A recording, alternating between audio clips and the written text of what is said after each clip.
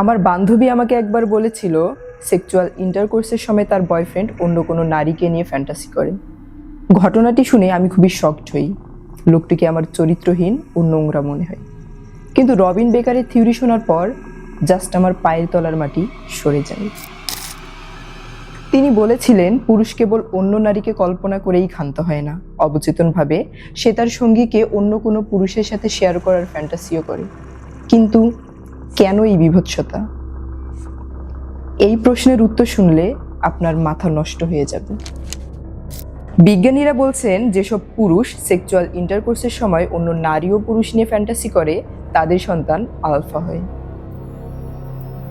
রবিন বেকারের মতে আমাদের প্রজননতন্ত্র আসলে একটি বায়োলজিক্যাল যুদ্ধক্ষেত্র। পুরুষের মস্তিষ্ক বিবর্তিত হয়েছে স্পার্ম কম্পিটিশন বা শুক্রাণুর যুদ্ধ জেতার জন্য। অন্যদিকে আপনার সাথে সেক্স করার সময় আপনার গার্লফ্রেন্ড যদি আপনার চেয়েও জেনেটিক্যালি সুপিরিয়র কোনো পুরুষকে ফ্যান্টাসি করে, তবে তার যোনির ভ্যাকুয়াম পাম্পিং অ্যাক্টিভ হয় এবং দ্রুত আপনার শুক্রাণুকে ডিম্বাণুর দিকে টেনে নেয়।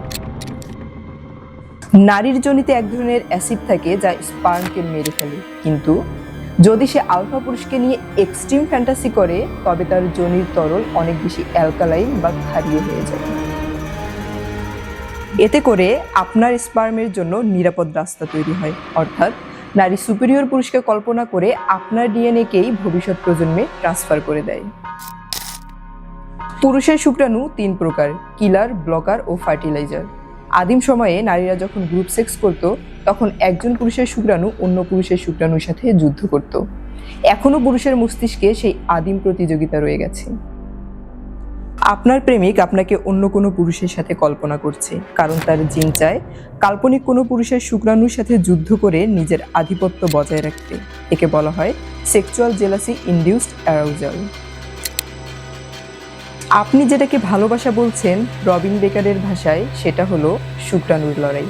আপনি যেটাকে পবিত্র সম্পর্ক বলছেন প্রকৃতি সেটাকে দেখছে স্রেফ একটা রেস হিসেবে, যেখানে সেকেন্ড হওয়ার কোনো অপশন নেই।